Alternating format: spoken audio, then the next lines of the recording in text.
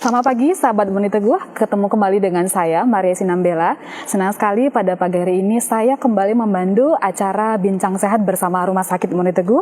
Nah, sahabat Muni Teguh, semoga sahabat Muni Teguh berada dalam keadaan sehat lalu semuanya dimanapun berada ya. Musim hujan yang kerap muncul dan tidak menentu belakangan ini membuat kita mungkin harus waspada terhadap serangan atau wabah penyakit yang bisa muncul akibat cuaca yang tidak menentu ini. Nah, seperti halnya itu demam, flu, bisa juga demam berdarah. Nah, jadi sahabat Muni Teguh, pada hari ini, Jumat 22 April 2022, yang juga adalah merupakan Hari Demam Berdarah Nasional, kita akan membahas sedikit tentang penyakit demam berdarah. Jadi, kita akan memahami apa itu penyakitnya, mengenali gejalanya, pencegahan dan juga penanganan untuk penyakit ini.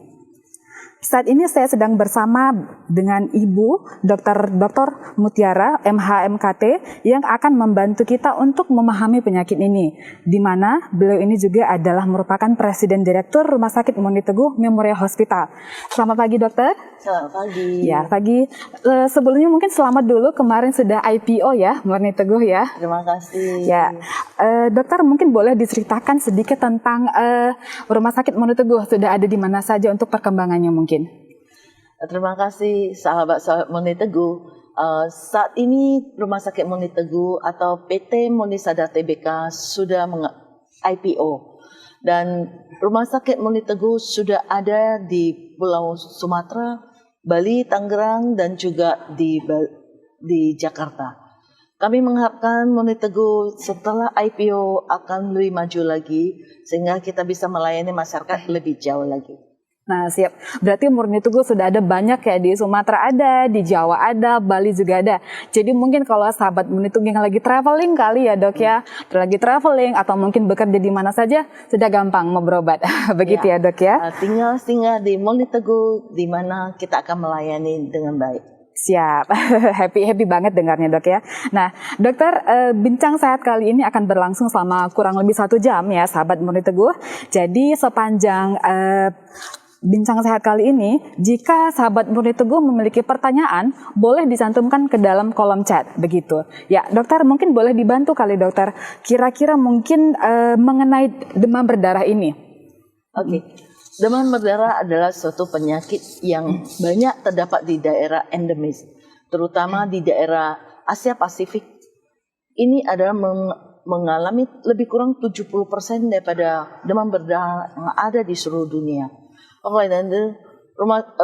Asia Pasifik adalah tempat endemis dari demam berdarah. Demam berdarah disebabkan oleh virus yang disebut dengue virus. Dengue virus ini ditularkan melalui gigitan nyamuk. Oleh karena itu kita harus waspada ya. Semua orang jaga diri sehingga tidak ada lagi nyamuk di rumah kita dan kita bebas daripada demam berdarah. Demam berdarah merupakan penyakit yang boleh ringan, boleh juga berat. Kalau masih ringan hanya demam berdarah, demam denggi. Kalau sudah berat bisa demam berdarah denggi. Kalau lebih berat itu adalah dengue shock syndrome. Itu merupakan suatu penyakit yang sangat membahayakan. Bisa nggak diobati? Bisa. Yang penting kita waspada dan cepat diagnosa dan ditangani dengan baik. Obat-obatan masih oke. Sekarang ini di Indonesia kita ada program-program dari pemerintah yang dulunya tahun 2015 sampai 2020 pemerintah ada strategis menangani penderita penyakit demam berdarah. Kita mengharapkan bahwa insiden rate-nya bisa ditekan menjadi 4,5 per 100.000 penduduk. Itu sudah tercapai, akan tetapi demam berdarah selalu fluktuatif, kadang-kadang tinggi, kadang-kadang rendah. Oleh karena itu kita waspada. Tidak hanya di masa-masa hujan aja, tapi di masa-masa non hujan pun kita harus waspada. Oke, baik, Dokter. Tadi kalau saya tidak salah nih ada 3 jenis ya, Dokter ya. Berarti demam denggi, demam berdarah, dan satu ada sindrom shock, begitu ya, Dokter. Berarti 3 ini adalah merupakan tingkatan-tingkatan penyakit demam berdarah, begitu. Baik, ya, benar.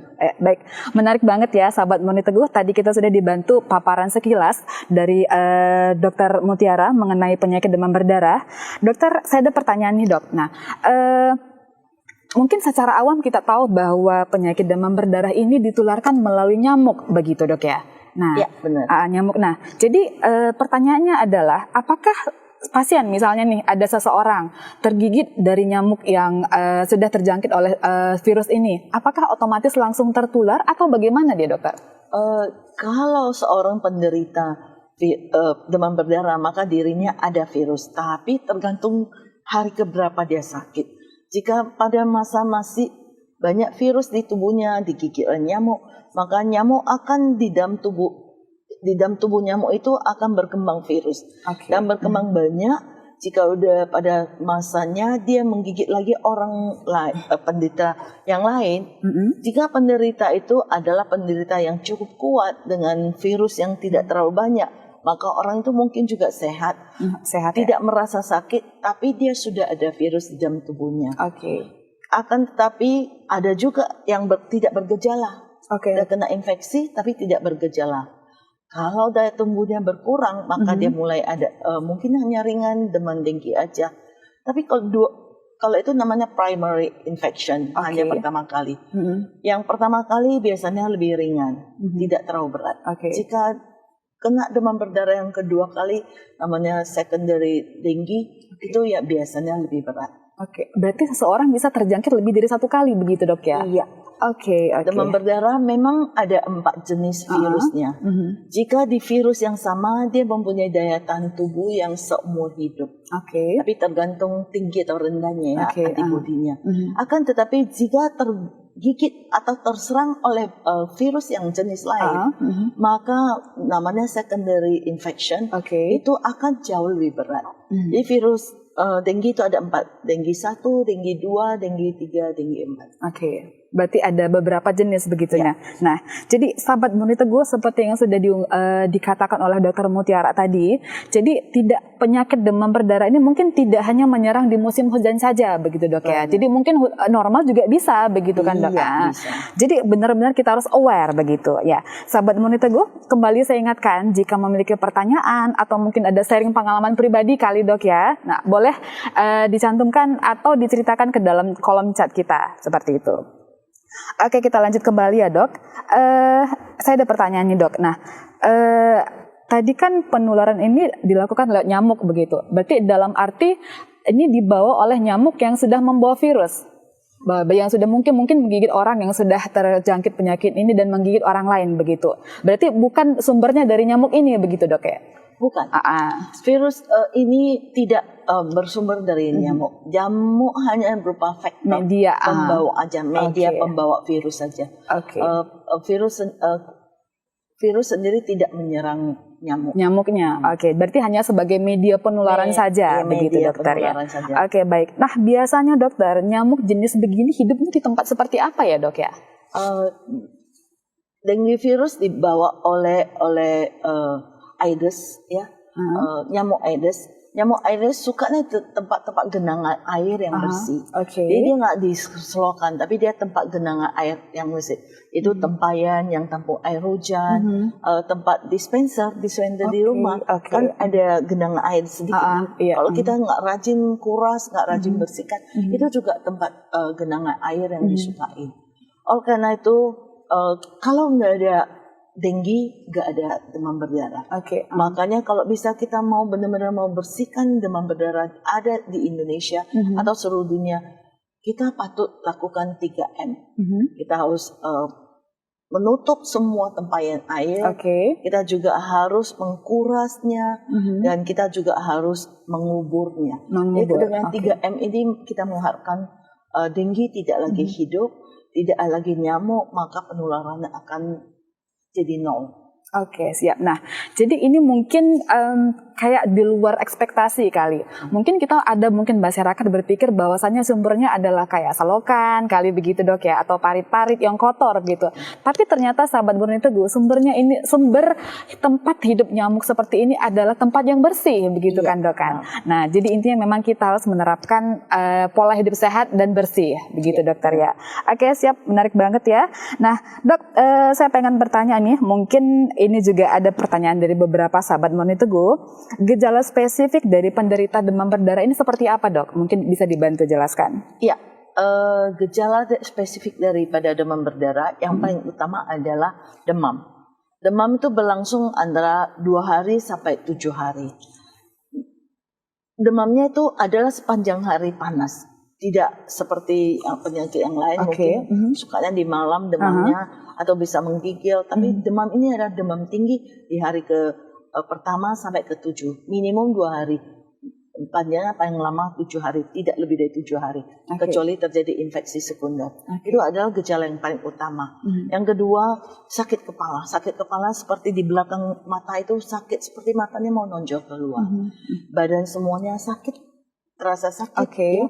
Kalau kadang-kadang kita bisa menemukan perdarahan-perdarahan di bawah kulit, ya, lebih berat lagi bisa mimisan, gusi berdarah, atau muntah darah, atau buang air kotornya ada darah. Itu adalah ciri-ciri khas daripada demam berdarah. Kalau bisa ditemukan dengan sangat bagus itu hari pertama, hari kedua dia demam tinggi, hari kedua sore besoknya itu jadi agak reda. Kemudian akan naik lagi. Jadi seperti host. Jadi seperti tapak kuda. Tapak kuda ya, Ada lengkungan. Ada fasenya begitu dokter ya. Demamnya yang khas. Ya selain itu kalau kelainan darah bisa ditemukan, trombositnya sangat rendah, leukositnya juga rendah, terjadi gangguan fungsi kalau sudah berat gitu. Oke, siap. Apakah selain dari demam seperti itu dok, demam tadi kan dokter mengatakan bahwa demam, sakit kepala begitu. Apakah mungkin ada ciri-ciri fisik lain? Mungkin kayak benjolan di tubuh atau gatal atau bagaimana begitu dok? Kalau benjolan di tubuh harusnya enggak. Tidak ada. Tapi yang khasnya selain itu juga dia merasa mual. Mual. Perutnya sakit. Kadang ada sebagainya gangguan GI tract, kayak gitu. Khasnya kalau ada perdarahan di bawah kulit atau perdarahan di mana-mana di gusi atau di dari gitu. Siap. Berarti kalau secara ciri-ciri fisik mungkin tidak ada begitu dokter ya. Yang ada bintik-bintik seperti itu merah ya. Oke, siap. Dokter, ini ada satu pertanyaan dokter dari Ibu Santi. Kita bacakan ya dok. Ibu Santi, selamat pagi. Terima kasih sudah bergabung di acara Bincang Sehat bersama Murni Teguh. Dan terima kasih sudah memberikan pertanyaan ya. Demam berdarah sangat mematikan jika tidak segera ditangani. Mohon Ibu dokter, apa yang harus dilakukan oleh masyarakat? Mungkin boleh dibantu dokter. Terima kasih Bu Santi, pertanyaannya bagus sekali ya. Demam berdarah bisa ringan, bisa berat. Kalau yang berat kita bahaya sekali. Sebenarnya kalau memang udah berat, waktunya itu sangat-sangat singkat. Terutama pada fase-fase kritis ya. Demam berdarah hari pertama, kedua, ketiga masih oke. Tapi hari keempat dan hari kelima adalah fase-fase krisis. Jika memang berat, itu harus segera kita larikan rumah sakit yang punya fasilitas ya. Kalau tidak ditangani dengan baik karena akan mengancam nyawa. Kalau di rumah dari hari 1 dan kedua, ketiga itu bagaimana kita mencegah supaya hari keempat dan kelima tidak sampai terjadi krisis. Makanya boleh kita memberikan cairan yang cukup, masih banyak minum gitu ya. Rata-rata orang yang menderita sakit demam berdarah tidak nafsu makan. Malah melihat makan itu kayaknya mual, menolak sekali. Jadi untuk minum mereka juga agak susah. Ada baiknya kita upayakan bagaimana cara memberi mereka minum yang cukup. Kalau nggak makan masih oke, nggak minum itu sama sekali. Yang penting ada cairan ya dok ya. Cairan itu sangat penting untuk ini. Ya Ibu Santi ya. Demam berdarah bisa ringan bisa berat. Ada baiknya jangan kita tangani di rumah sendiri, tapi carilah dokter yang kompeten yang bisa menolong. Saya yakin upaya kita di masyarakat di rumah paling penting adalah mengetahui itu penyakitnya demam berdarah. Jika kita mengetahui, biasanya kita aware dan kita juga tahu mencari dokter yang memang kompeten dan harusnya masih boleh tertolong. Ya, saya rasa itu yang siap. Lebih baik. Siap, makasih dokter. Nah, Ibu Santi, mudah-mudahan penjelasan dari dokter sudah bisa membantu menjawab pertanyaannya ya. Mungkin nanti jika ada pertanyaan kembali silakan, nggak apa-apa, mungkin boleh dituangkan ke dalam kolom chat kita. Dokter, sebelum saya membacakan pertanyaan kembali dari para audiens kita, saya ada pertanyaan dok. Mungkin kalau untuk demam-demam bisa kemungkinan ada demam berdarah. Tapi mungkin kalau kayak bolak-balik demam itu kan mungkin ada tipes kali dok ya. Nah, yang membedakan dengan penyakit demam berdarah dengan tipes ini apa ya dok dia? Pertanyaannya yang bagus sekali ya. Di masyarakat sering-sering juga bingung ini demam berdarah atau tipes. Iya benar. Yang paling penting adalah penyebabnya berbeda. Jika demam berdarah itu penyebabnya adalah virus tinggi. Jika tipes adalah oleh kena kuman. Kuman, jika kuman, obat yang paling utama adalah berikan antibiotik. Jadi kedua ini sangat berbeda. Jangan sampai kita keliru atau miss. Karena pengobatan A dan C itu sangat berbeda sekali ya. Kalau gejala yang kita lihat, apa bedanya demam berdarah dengan tipus? Paling utama kita lihat. Kalau demam berdarah tadi saya sudah mention bahwa demamnya demam tinggi, ya, demam tinggi, dan sepanjang hari demam. Kita makan paracetamol atau penurun panas, sebentar turun naik lagi. Tapi kalau demam tinggi itu beda-beda, atau demam tipus itu berbeda. Pagi kelihatan anaknya lebih baik sehat, atau lebih sehat. Sore malam dia udah panas tinggi. Jadi selalu hobinya panasnya di malam hari. Itu ciri khas daripada tipus. Selain itu juga kalau tipus biasanya gangguan GI tract, gangguan dari saluran makan kita ya. Biasanya bisa mencret atau malah tidak bisa buang air besar sama sekali. Ya. Dan anaknya terlihat memang lemes ya, dua-duanya demam berdarah atau ini dua-duanya lemes. Tapi kalau tipus biasa paginya dia segar, anaknya segar masih mau main. Kalau udah sore dia udah lemes kembali, letoy sekali. Itu adalah ciri khas perbedaan kedua ini. Jika kita periksa darah atau periksa fisik, kita akan tampak perbedaannya. Tipus sering ditemukan bahwa livernya akan bengkak ya. Itu ada ciri khas daripada tipus juga. Dan dengan periksa darah kita bisa membedakan kedua itu penyebabnya lain, dan hasil darahnya akan menentukan bahwa itu tipus atau demam berdarah. Tapi ada orang juga bertanya, apakah bisa kena demam berdarah sama tipus bersama? Biasanya enggak ya. Bisa atau enggak bisa, pasti enggak ada jawaban yang mutlak. Tapi biasanya enggak. Biasanya virus sama kuman jarang datang bersama-sama, kecuali secondary infection. Oleh karena itu kalau kita periksa demam berdarah juga tipusnya bisa positif, bisa nggak? Sering terjadi. Karena tipus kalau kita udah sembuh pun kadang-kadang antibodinya masih ada melekat di dalam tubuh kita, sehingga tampaknya sepertinya dua penyakit. Akan tetapi paling ciri khasnya sebenarnya satu. Siap. Jadi sudah dipaparkan oleh dokter bahwasanya memang sama-sama demam begitu dokter ya. Tapi mungkin fasenya berbeda. Kalau yang demam berdarah mungkin berkelanjutan dia demamnya, tapi yang tipes adalah ada fasenya up and down begitu dokter ya. Jadi mungkin sudah bisa membantu sahabat Immuni Teguh jika ada yang belum memahami hal ini. Dokter, kita lanjut untuk membacakan pertanyaan dari audiens. Ini dari Bapak Esron Tumangger. Selamat pagi Bapak Esron, semoga dalam keadaan sehat selalu ya. Mungkin sudah dijelaskan juga sih tadi dok, tapi saya ulang lagi dok ya. Pagi dokter, apakah ada persamaan antara gejala DBD dan tipes? Terima kasih Pak Esron pertanyaannya. Apakah ada persamaan antara tipes dengan denggi? Ada persamaan, dua-duanya juga anaknya atau penderita merasa demam. Cuma ada ciri khas masing-masing ya. Selain itu juga kadang-kadang sebagian denggi bisa mencret, tapi biasanya nggak banyak ya, nggak parah mencretnya. Tapi kalau udah penderita tipus, mencretnya kadang-kadang lebih parah, dan juga ada kadang-kadang tidak bisa buang air besar. Itu ada ciri khas. Dan demam berdarah mungkin terjadi bintik-bintik perdarahan di bawah kulit. Kalau di tipus biasanya enggak. Kalau diperhatikan lidah orang menderita tipus itu kotor. Biasanya putih sekali, pinggirnya merah. Itu ciri khas dari penderita tipus ya dok. Tipus juga. Baik dokter, terima kasih. Jadi Bapak Esron mudah-mudahan sudah cukup menjelaskan. Tadi sepertinya dokter sudah menjelaskan antara perbedaan dan persamaan, begitu dokter. Sudah lengkap banget nih jawabannya ya. Ada pertanyaan kembali dokter dari Ibu Rina nih. Ibu Rina selamat pagi, terima kasih sudah bergabung dalam acara Bincang Sehat pagi ini. Dokter, bagaimana jika ibu yang menyusui terkena DBD, apakah bisa menularkan kepada bayinya? Terima kasih Ibu Rina, pertanyaannya bagus sekali. Kalau orang ibu yang menyusui apakah bisa ditularkan? Antibodi yang biasanya menular. Virus jarang melalui air susu untuk sampai ke anak ya. Kalau untuk denggi, jadi nggak usah takut untuk menyusui itu menularkan kepada bayi.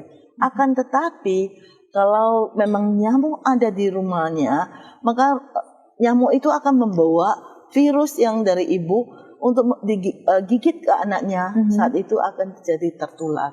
Ingat sekali kita bahwa demam berdarah tidak menular dari satu manusia ke manusia lain kalau tidak ada faktor penengannya, yaitu nyamuk Aedes ya. Jadi kalau nggak ada nyamuk Aedes nggak ada demam berdarah. Jadi tenang, kalau menyusui tapi yang yakin bahwa semua nyamuk-nyamuk yang ada di rumah, Aedes yang ada di rumah sudah bersih dulu ya. Oke, siap. Berarti terima kasih dokter. Berarti tidak usah worry ya ibunya karena tidak bisa menularkan secara langsung kali dokter ya, tapi lewat ada medianya. Jadi yang penting adalah mungkin menjaga kebersihan diri, kebersihan rumah begitu dok ya. Dan lingkungan seperti itu. Dok, ada pertanyaan kembali. Ini mungkin akan saya lanjutkan pertanyaannya dari Ibu Dewi. Selamat pagi Ibu Dewi. Apa yang harus dilakukan bila terkena demam berdarah? Saya lanjut pertanyaan dokter Yana. Jika seseorang mungkin mengalami gejala seperti ini, hari keberapa harus ke rumah sakit? Begitu dok. Oke, terima kasih Dewi. Ini pertanyaan bagus sekali. Kita patut aware untuk semua masyarakat ya. Demam berdarah, kalau kita udah pastikan itu demam berdarah, jika hanya demam denggi, boleh kita istirahat di rumah, minum yang banyak ya. Tadi saya udah mention krisisnya hari keempat dan kelima. Jika di hari keempat dan kelima tampak ada gejala-gejala yang berat, itu maka harus lari ke rumah sakit langsung. Gejala berat apa yang sering terjadi? Yaitu anaknya atau penderita jadi lemas sekali, keringat dingin, dan kalau kita pegang nadinya pun nggak teraba lagi. Itu saat itu harus segera ke rumah sakit. Akan tetapi kalau saat-saat ini baru ke rumah sakit, kadang-kadang sedikit terlambat. Oleh karena itu wellness itu penting. Kalau memang hari kedua, ketiga baik-baik aja dan minumnya cukup banyak, anaknya tidak lemas atau penderita tidak lemas, saya rasa itu aman-amannya aja tinggal di rumah dengan banyak konsumsi cairan dan makanan kalau bisa masuk paling baik. Tapi kalau makanan tidak masuk, orangnya lemas sekali, sejak awal kita masuk rumah sakit dan infus di rumah sakit, maka cairan terjaga, juga gizi terjaga, tidak masuk ke fase krisis seperti yang kita takutin. Saya rasa itu lebih wise. Kalau bisa dipantau oleh dokter tiap hari home visit ke rumah, kita aman. Kalau kita di rumah kurang ada pengetahuan tentang demam berdarah, lebih baik kita opname aja. Demam berdarah krisisnya cuma 1 kali 24 jam, paling lama 2 kali 24 jam. Jadi itu fase krisis, kadang-kadang kok datang terlambat. Dokter atau rumah sakit pun kewalahan. Ya, bukannya semua nggak bisa ya, tapi bisa kewalahan. Kita nggak mau ambil risiko seperti ini. Lebih bagus lebih awal kita dipantau dengan ketat. Awal ditangani begitu dokter ya. Jadi mungkin yang harus yang kita lebih perhatikan di sini adalah hari keempat begitu dokter ya. Jika berkelanjutan demamnya, ada pasien anak atau keluarga berkelanjutan, segera bawa ke rumah sakit begitu dokter ya. Nah, ingat ya, hari keempat kelima biasanya demamnya tiba-tiba turun. Oh begitu. Jadi bukan demam itu menjadi krisis masa krisis sering demamnya jadi turun. Bisa turun sampai 35. Jadi makanya tangan badannya semua jadi dingin. Itu adalah fase-fase krisis yang membahayakan. Jadi benar memang harus kita aware begitu dokter ya. Jangan disepelein ya dok. Ya, seperti tadi Ibu Santi sudah mention bahwa sakit demam berdarah bisa banyak yang berat. Ya, apalagi demam berdarah ada siklusnya. Kalau dulu siklusnya cantik sekali, 5 tahun sekali dia akan terjadi wabah. Jadi kalau tahun wabah di Indonesia 2016. Saat 2016 sampai 200.000 jiwa yang kena demam berdarah dengan angka kematian 0,9. Tapi sesudah itu tahun 2017 turun drastis. Kalau dihitung 5 itu tahun 2011 itu adalah krisis juga sekali. Tapi karena COVID, maka kita lebih takut kepada COVID, dia lupa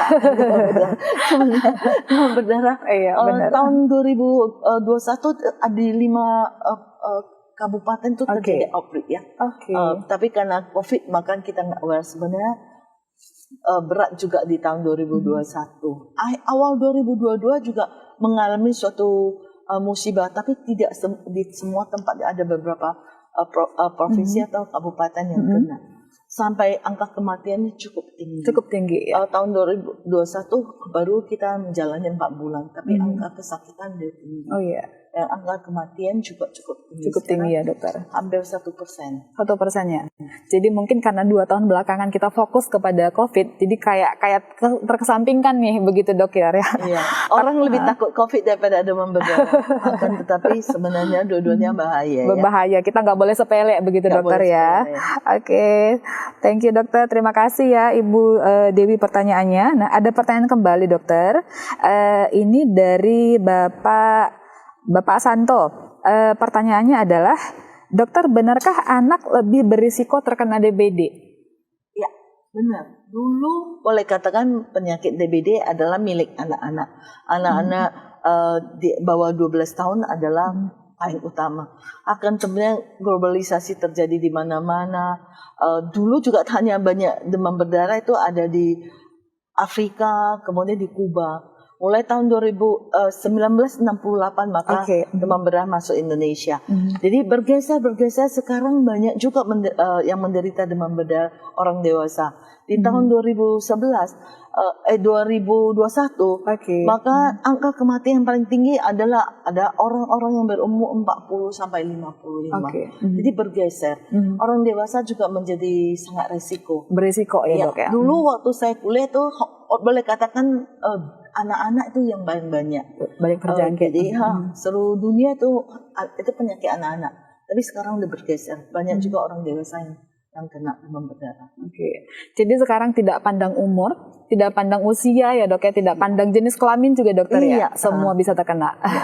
Memang kalau di survei menunjukkan bahwa yang kena demam berdarah lebih banyak laki-laki, tapi perbandingan adalah 49-51.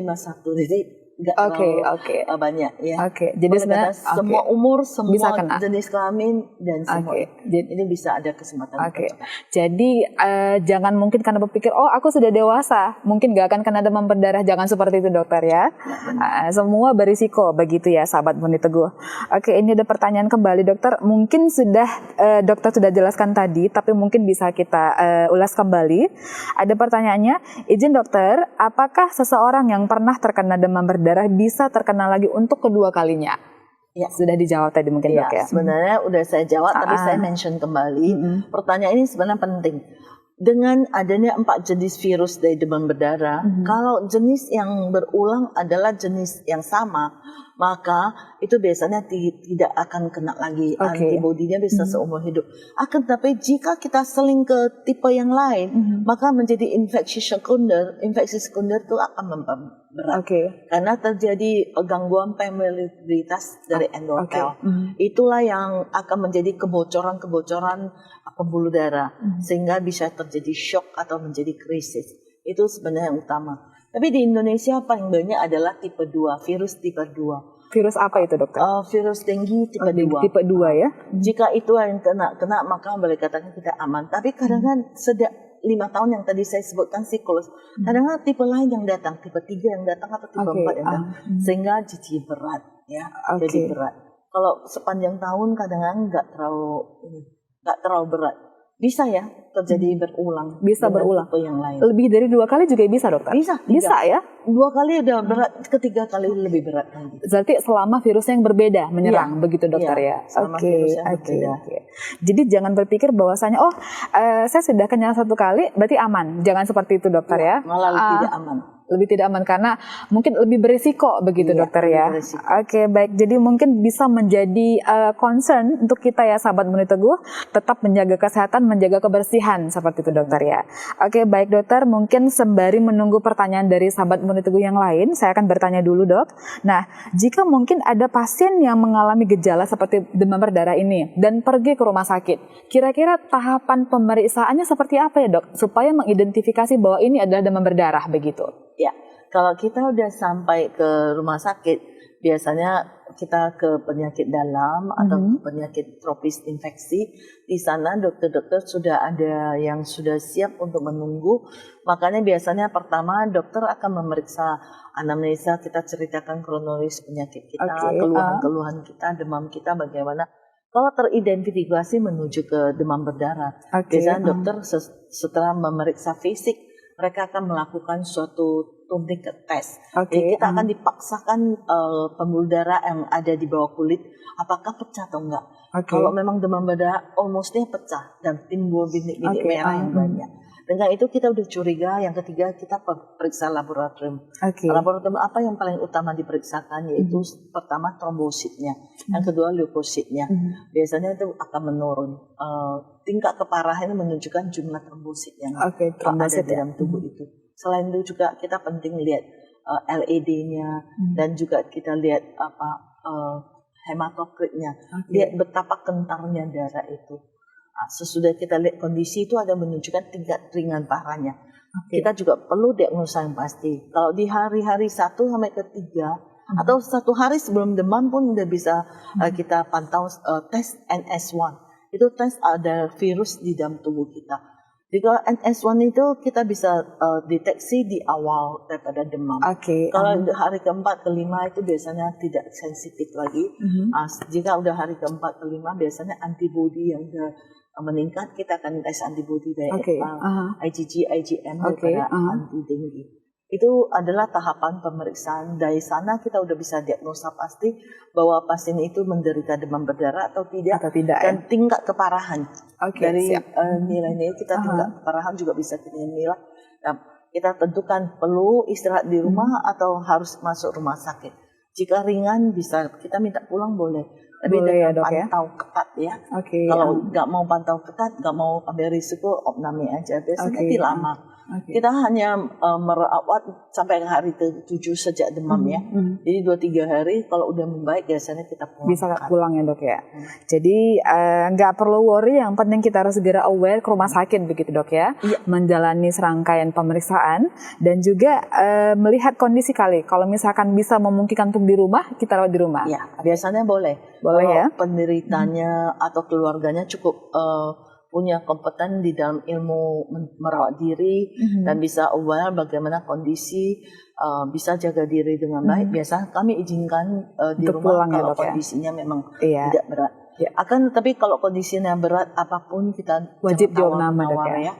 Bagus kita opname karena cairan itu penting. Kalau pasien itu tadi saya udah mention mual sehingga nggak suka makan. Nggak selera makan. Jadi kalau nggak selera makan, cairan pun masuknya kurang. Benar. Jadi itu akan membuat darahnya kental, maka jadi makin berat. Itu konsep permasalahannya. Mudah-mudahan hal ini bisa memberikan insight yang positif dan berguna bagi kita ya, sahabat Murni Teguh. Dokter, ada pertanyaan kembali. Ini dari Ibu Maulida. Ibu Maulida, selamat pagi. Terima kasih sudah bergabung dalam acara Bincang Sehat bersama Murni Teguh bersama dengan Dokter Mutiara. Pertanyaannya adalah, apakah ada vaksin untuk mencegah penyakit demam berdarah ini, dokter? Ini pertanyaan bagus sekali. Ibu Maulida, memang vaksin untuk demam berdarah sudah ditemukan. Akan tetapi saya sudah sekali lagi ingatkan bahwa 4 jenis virus itu kadang-kadang membuat secondary itu akan lebih berat. Beredar kalau nggak salah hanya 1-2 tahun aja kemudian ditarik kembali. Karena ditemukan efeknya tidak seefektif yang dimaksudkan. Yang kita takutkan secondary infeksinya lebih besar. Oleh karena itu sekarang tidak dianjurkan diambil lagi.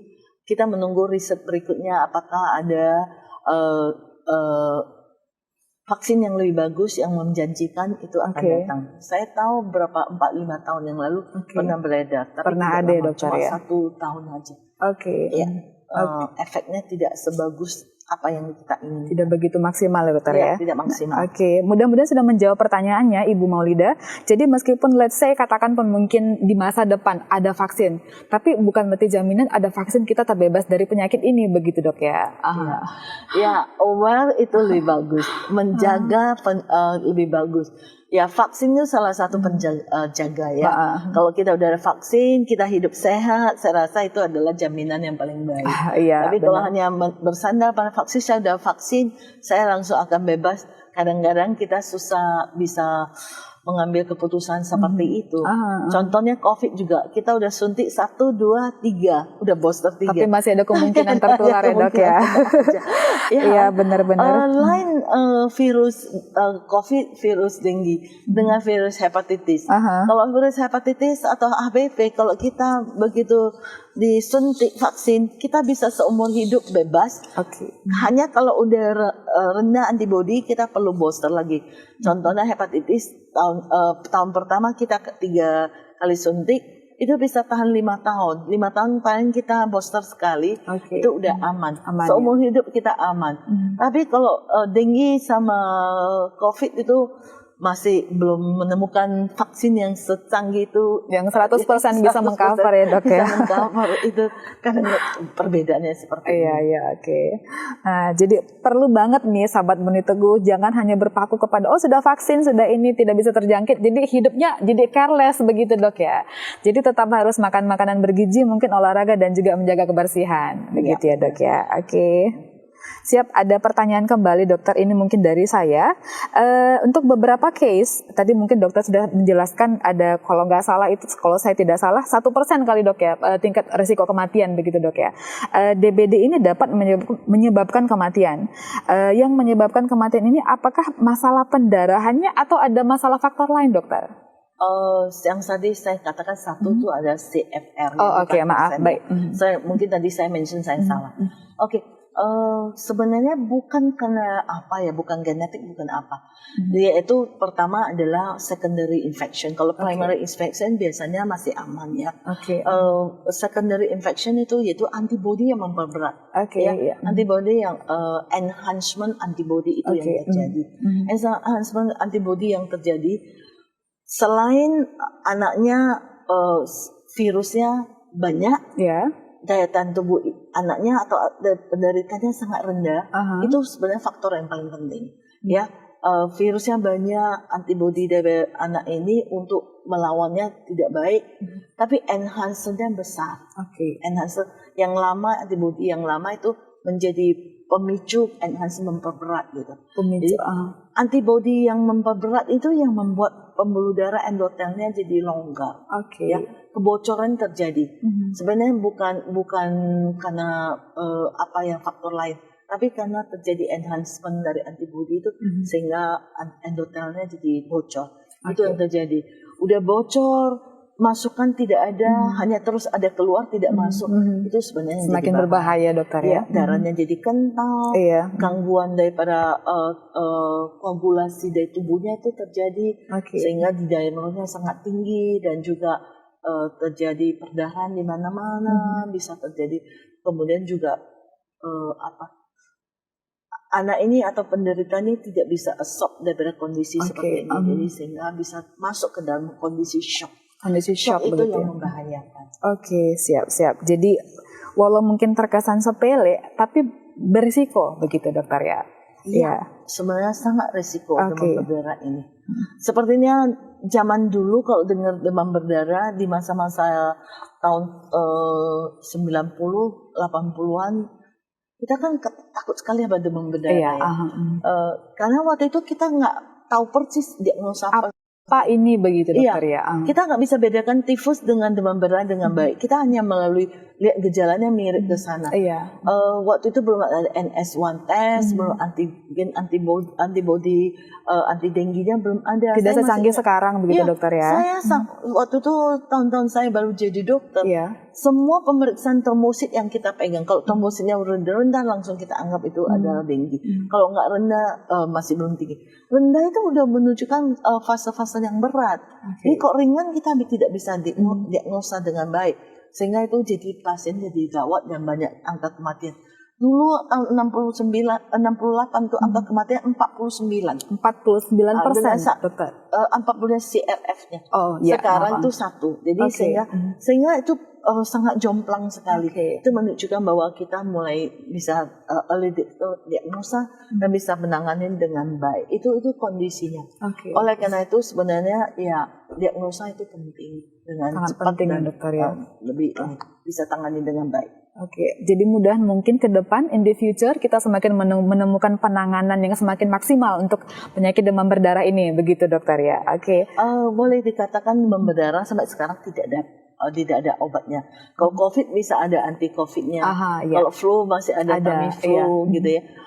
Tapi demam berdarah tidak ada virus yang memang antivirus yang bisa benar-benar kita pakai. Hanya sekarang kita ngobatin simptomnya aja. Bocor kita isi air supaya isi cairan ya demam dokter. kita kasih obat demam masih simptomatis. Jadi oleh karena itu istirahat dan jaga cairan itu sangat penting. Sangat penting ya dok ya. Baik dokter, terima kasih, paparannya sangat berguna banget ini ya sahabat Moni Teguh. Nah, ada pertanyaan kembali dokter, ini dari Ibu Maulida kembali, sepertinya excited banget nih Ibu Maulida. Terima kasih sudah mengajukan pertanyaan kembali Ibu Maulida.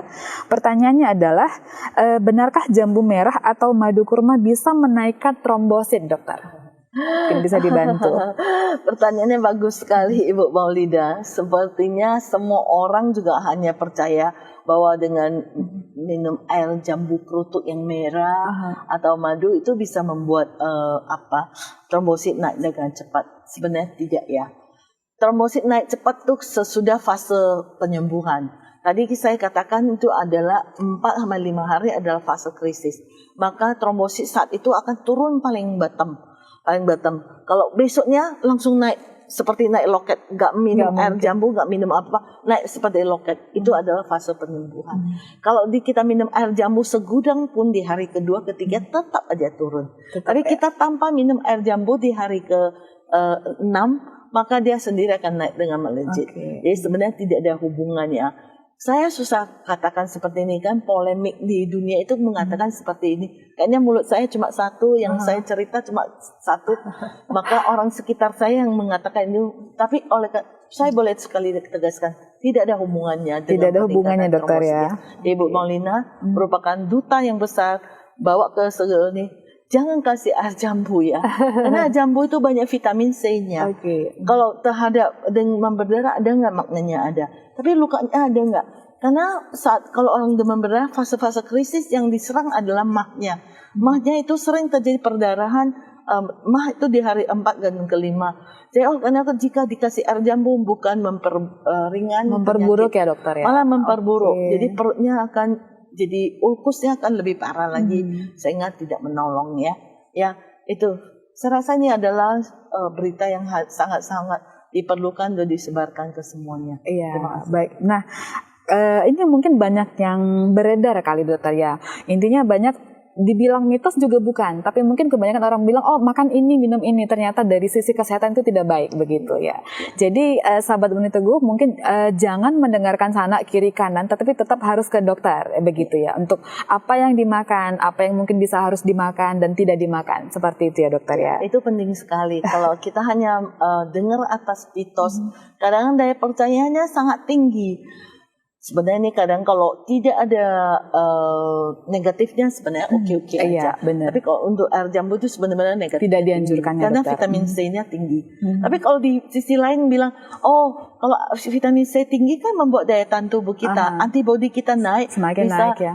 Virusnya lebih cepat teratasi. Boleh nggak? Sebenarnya kalau dari sisi itu boleh.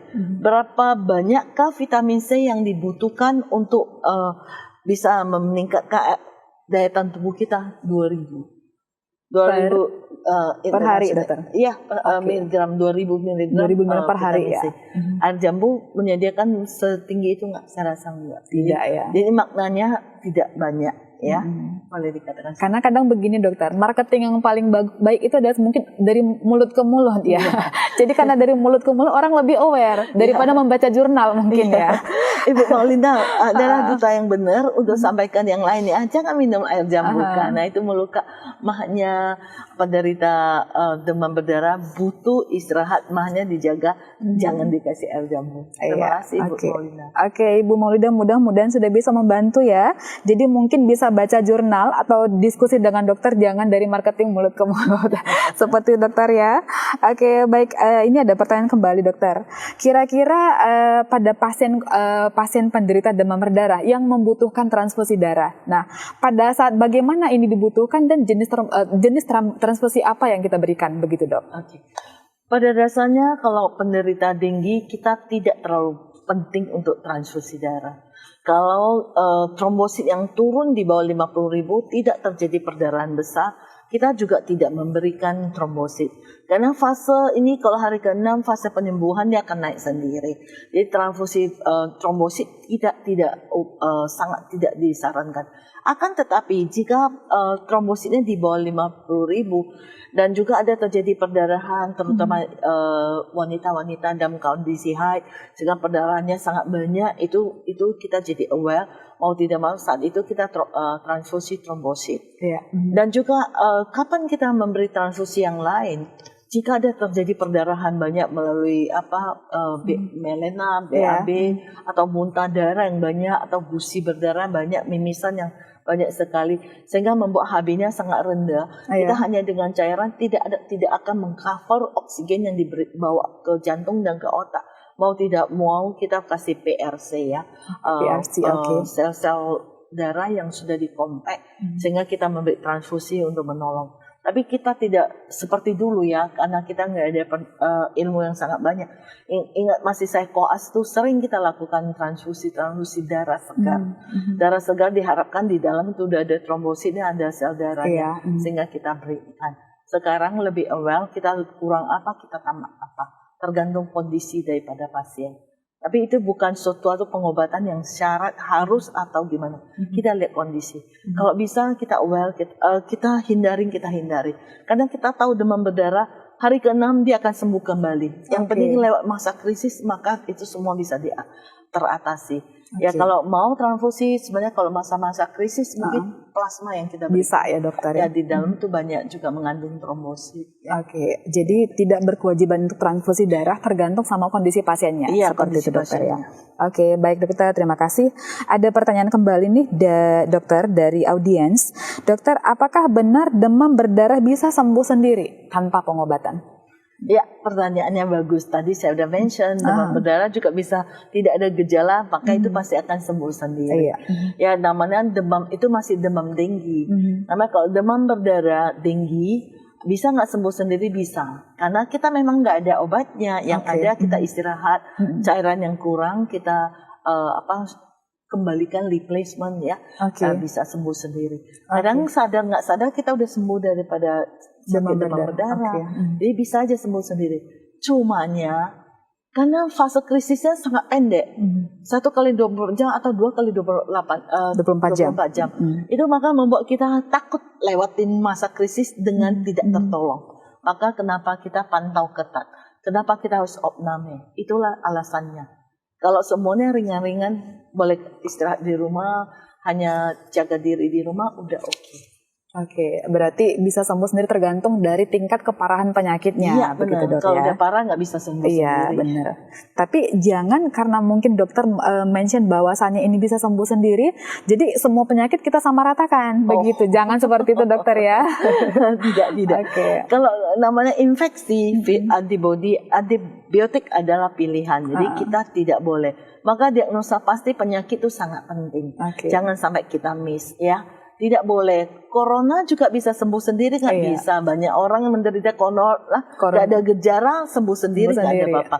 Ada juga orang yang sampai parah, sampai masuk ICU pakai ventilator. Ada juga yang tidak tertolong dan harus pergi lebih dahulu. Ya, tapi untuk itu kita lebih bagus berobat, biar dokter yang menentukan kondisi kita. Iya, baik. Jadi tetap ya harus berkoordinasi dengan dokter, menjalani pengobatan seperti dokter ya. Jangan careless ya, jangan sepele begitu dokter ya. Ada pertanyaan kembali nih dokter. Kira-kira dokter, berarti tadi sudah dijelaskan bahwasanya penderita ini mungkin bisa di rumah sakit tergantung dari kondisi pasiennya seperti dokter ya.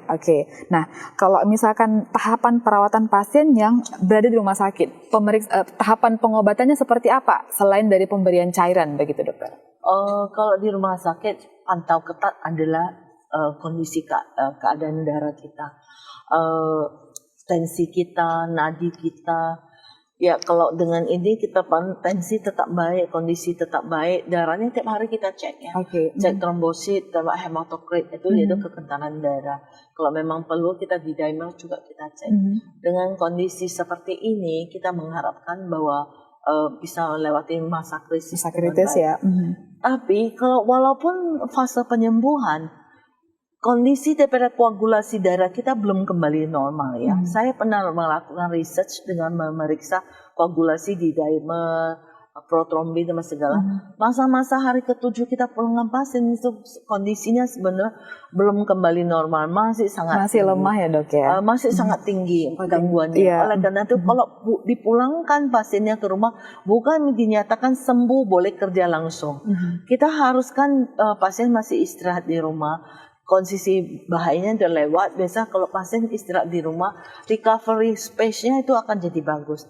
Ada juga yang pasien pulang dari sini, pulang dari rumah sakit, maksud saya jalan-jalan ke mall, makan-makan udah ke bisa mall, ya. besoknya masuk rumah sakit kembali. Jadi dia anggap udah cukup sehat dan kata dokter udah bisa pulang, dia anggap udah sehat. Jalan-jalan ke mall sepanjang hari, malamnya jadi anfal masuk lagi rumah sakit, itu biasanya lebih berat. Oleh karena itu sesudah pulang dari rumah jangan pegang-pegang pisau dulu ya. Begitu kita kena gores itu darahnya akan mengalir dengan cepat. Pendarahannya dok ya. Minimum 5 sampai 7 hari istirahat yang cukup, maka recovery-nya udah 100%. Itu akan bagus. Saya sedang mikirkan ada nggak orang yang lanjutin riset kembali. Kita cek dulu 5 hari, 10 hari, 3 bulan. Kapan sih kembali koagulasi normal darah kita sehingga kita bisa nyatakan aman. Tapi pasien-pasien yang kembali ke rumah sakit boleh katakan tidak banyak, makanya dokter masih aman. Research ini udah 2 tahun nggak dilanjutkan. Kalau ada yang lain yang melanjutkan itu sangat penting sebenarnya. Oke, mudah-mudahan bisa dilanjutkan ya dokter research ini ya. Oke dokter. Dokter nggak kerasa nih sudah hampir 1 jam nih, sudah 951, menarik banget ya.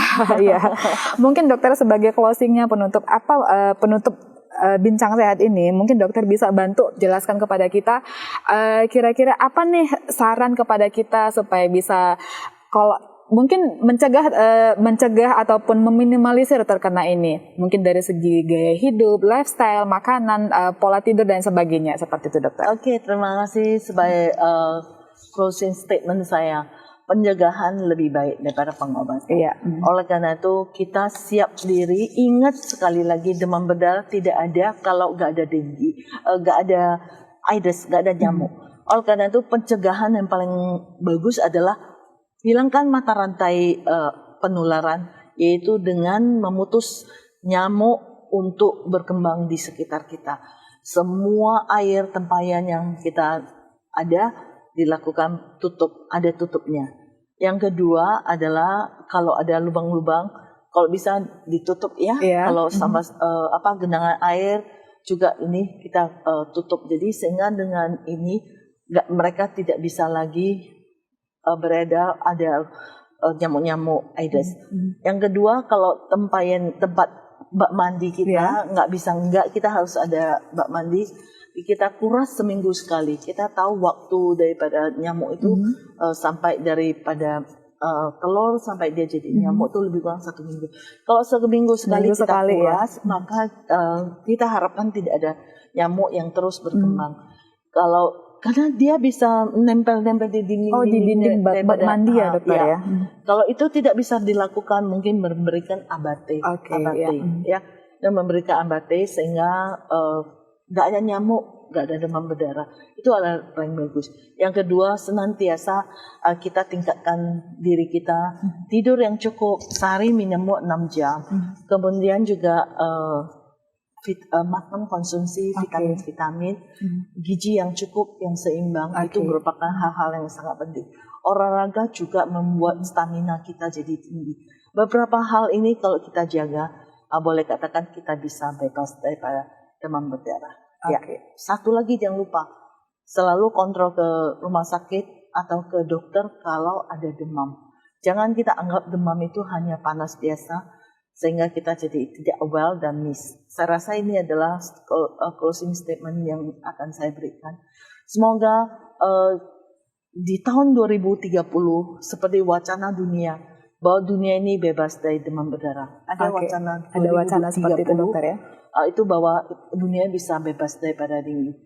Ini mereka lakukan bertahap. Indonesia sekarang ini tahun 2021 sampai 2025 juga ada mereka membuat strategi bagaimana meminimais, bagaimana mengurangi dari demam berdarah. Sehingga kita menuju tahun 2030 bahwa dunia bebas daripada dengue. Terima kasih. Oke, siap. Luar biasa banget ya. Nah, jika mungkin masih ada pertanyaan dari sahabat Imunitas Teguh, boleh nanti masih dicantumkan ke dalam kolom chat kita. Atau mungkin kalau sesi live ini sudah berakhir, boleh di DM kita dokter ya. Atau mungkin boleh ketemu langsung kali dokter ya. Datang saja ke Imunitas Teguh ya. Oke, sahabat Imunitas Teguh, senang sekali ya. Saya Maria menemani dalam bincang sehat kurang lebih 1 jam ini.